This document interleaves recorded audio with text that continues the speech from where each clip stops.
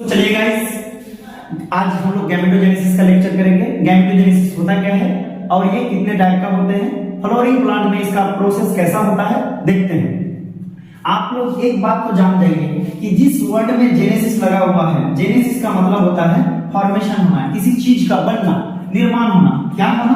निर्माण होना। तो कोई चीज जरूर बन रहा है, जो बन रहा है उसके आगे वाला वर्ड जो होता है वही बनता है। अब जैसे मान लीजिए गैमेटोजेनेसिस, दो वर्ड से मिलकर बना हुआ, गैमेट प्लस जेनेसिस, मतलब गैमेट बनने की निर्माण को या गैमेट निर्माण को ही क्या कहते हैं? गैमेटोजेनेसिस। 2020-21 में पूछा था क्वेश्चन कि गैमेट बनने की प्रोसेस को या गैमेट बनने की प्रक्रिया को क्या कहते हैं, तो ऑप्शन दिया हुआ था गैमेटोजेनेसिस। गैमेटोजेनेसिस का मतलब ये होता है गैमेट का निर्माण होना। अब जैसे ये वर्ड है माइक्रोस्पोरोजेनेसिस, इसका मतलब होता है जेनेसिस का मतलब निर्माण होना, और किसका निर्माण होना? माइक्रोस्पोर का। किसका? माइक्रोस्पोर का। तो इसका मतलब होता है माइक्रोस्पोर का निर्माण होना, माइक्रोस्पोरोजेनेसिस। सिमिलर बात है यहाँ पे भी मेगास्पोरोजेनेसिस, इसका मतलब होता है मेगा स्पोर का निर्माण होना, मेगास्पोरोजेनेसिस। तो सिंपल डेफिनेशन है, गैमेट निर्माण को गैमेटोजेनेसिस, माइक्रोस्पोर निर्माण को माइक्रोस्पोरोजेनेसिस और मेगास्पोर का निर्माण को मेगास्पोरोजेनेसिस कहते हैं। अब ये जो आपका वर्ड है माइक्रोस्पोरोजेनेसिस, इससे बहुत सारा क्वेश्चन आता है। इसके पहले मैकेनिज्म को जानना पड़ेगा और उसके बाद जो है हम लोग स्टार्ट करेंगे मेगास्पोरोजेनेसिस। दो लेक्चर लगेंगे इसमें।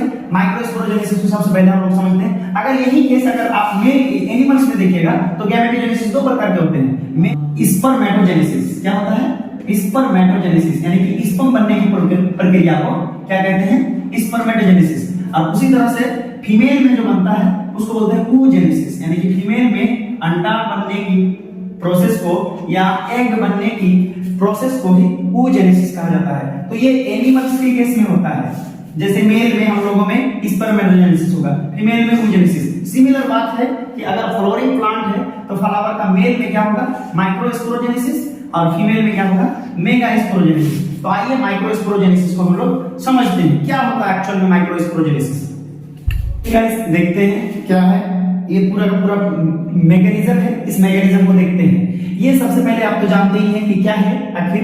ये स्टामेन है, ये इसका फिलामेंट है और ये एंथर है। जब इस एंथर को काट करके देखा जाता है, ये आपका एंथर को जब काटते हैं, मान लीजिए यही एंथर है, इस तरह से अगर आप दिखाएंगे तो सही से मान लीजिए क्या है, हम किसी को पकड़े हुए हैं तो ऊपर से काटने पर कैसा दिखेगा? ऐसे ही दिखेगा ना। लग रहा है कोई पकड़ा हुआ है, आपको जो है उसका वो वाला पॉइंट दिखा रहा है, फ्रंट वाला।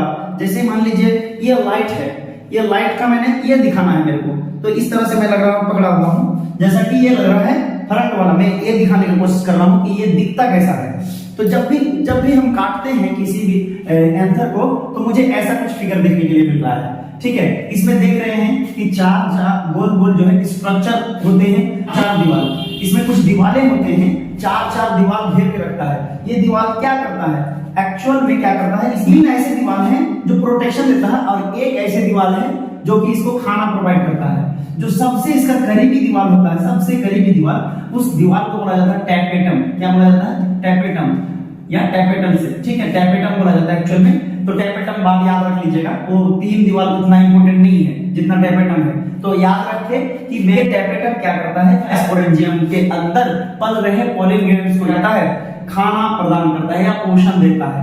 जब हम लोग अब देखेंगे क्या कि एक मेगास्पोरेंजियम, माइक्रोस्पोरेंजियम होना चाहिए। एक्चुअल में माइक्रोस्पोरेंजियम होना चाहिए क्योंकि हम लोग मेल वाला पढ़ रहे हैं। माइक्रोस्पोरेंजियम है ना, माइक्रोस्पोरेंजियम कहाँ है? ये भी माइक्रोस्पोरेंजियम होना चाहिए, मिस्टेक हो गया, ये माइक्रोस्पोरेंजियम होना चाहिए।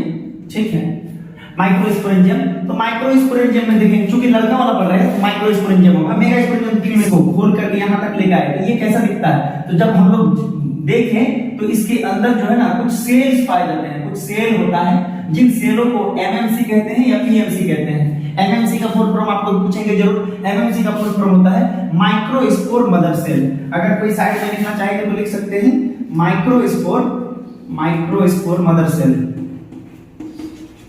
Mother cell, microspore mother cell. Similarly MMC का हो या पीएमसी का हो, पीएमसी का मतलब होता है पॉलिन मदर सेल। अब देखेंगे कि इस माइक्रोस्पोरेंजियम में क्या होता है। माइक्रोस्पोरेंजियम के अंदर जो सेल है, ये सेल क्या करता है? उन सेल को बाहर लेके आ गया। यही है, मान लीजिए ये सेल, ये जो सेल जो है ये है। इन सेल को जैसे ही किए, इन सेल का नाम क्या रखे थे हम लोग? एमएमसी रखे थे। अब एमएमसी में क्या हो रहा है? एमएमसी ये क्योंकि मां है तो ये क्या करेगा? चार बेटा चार बेटा जो है जन्म देगा। चार बेटा, कितना बेटा? चार को बेटा। देखिए 1 2 3 4, चारों बहुत क्यूट दिख रहे हैं, लग रहा है ना, बिल्कुल क्यूट दिख रहा है। इन चारों बेटा को माइक्रोस्पोर कहते हैं। एक्चुअल में यही प्रोसेस क्या कहलाता है जानते हैं? एक्चुअल में यही प्रोसेस क्या कहलाता है? माइक्रोस्पोरोजेनेसिस। क्या कहलाता है? यही एक्चुअल में माइक्रोस्पोरोजेनेसिस। तो डेफिनेशन क्या हो गया? एमएमसी से यानी कि माइक्रोस्पोर मदर सेल से माइक्रोस्पोर बनने की प्रोसेस को या माइक्रोस्पोर का निर्माण होने की प्रक्रिया को क्या कहते हैं? माइक्रोस्पोरोजेनेसिस। तो ये यहाँ पे जो ये लाइन लगेगा यही वाला एक्चुअल में आपका जो है जवाब है माइक्रोस्पोरोजेनेसिस। तो देखिए जेनेसिस का मतलब क्या होता है? निर्माण होना। किसका निर्माण होना? माइक्रोस्पोर का। माइक्रोस्पोर, देखिए माइक्रोस्पोर निर्माण हो चुका है। तो ये क्वेश्चन पूछता है कि एमएमसी से किसका निर्माण होता है? तो आंसर है माइक्रोस्पोर का निर्माण होता है। एमएमसी से माइक्रोस्पोर का निर्माण होना माइक्रोस्पोरोजेनेसिस कहते हैं। आप देखेंगे कि एक एक माइक्रोस्पोर से क्या होता है, एक एक माइक्रोस्पोर से क्या होता है। चलिए 3 को हटा दीजिए साइड में, एक को लेकर आइए। ये रहा आपका माइक्रोस्पोर, ये रहा आपका माइक्रोस्पोर का फिगर, ये रहा माइक्रोस्पोर। तो माइक्रोस्पोर में क्या होता है? माइक्रोस्पोर में 2 तरह का सेल पाया जाता है, ऊपर एक सेल और एक नीचे सेल। ऊपर वाले सेल को वेजेटेटिव सेल कहते हैं और नीचे वाले सेल को जेनरेटिव सेल कहते हैं। क्या कहते हैं? जेनरेटिव सेल कहते हैं। उसके बाद जो है ये जेनरेटिव सेल में क्या हो जाता है? माइटोसिस हो जाता है। क्या होता है? माइटोसिस हो जाता है। तो कभी कभी ये क्वेश्चन पूछता है कि ये जो 2 मेल गैमेट जो बनता है माइक्रोस्पोरोजेनेसिस की प्रोसेस में, जो मेल गैमेट बनता है वो कौन सा सेल में माइटोसिस होने के कारण होता है? तो आंसर कीजिएगा जनन सेल या जेनरेटिव सेल। ठीक है, जेनरेटिव सेल में माइटोसिस होता है, उसके बाद 2 मेल गैमेट बनता है। और ये फाइनल वाला फिगर जो बनता है इसी को हम लोग क्या कहते हैं? पॉलिन ग्रेन्स कहते हैं। क्या कहते हैं? Pollen grains. तो याद रखें पॉलिन ग्रेन्स में 2 को मेल गैमेट बनता है और 1 को वेजेटेटिव सेल तो पहले से ही रहता है।